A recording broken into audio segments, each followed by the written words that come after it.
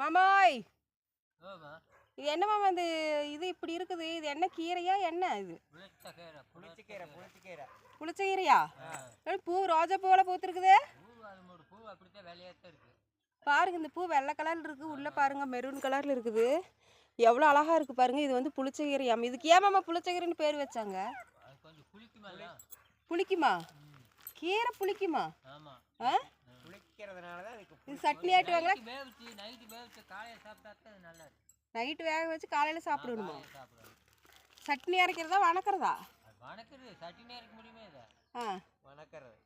பாருங்க, இந்த கீரை அப்படி பச்சை புளியை சாப்பிட்டா எப்படி இருக்கும்? அதே மாதிரி இருக்குங்களாமா. எங்க மாமா சொல்றாரு. அத்தை உங்களுக்கு காய் கொடுத்துருக்காங்களா மாமா? அத்தை உங்களுக்கு காய் கொடுத்துருக்காங்களா?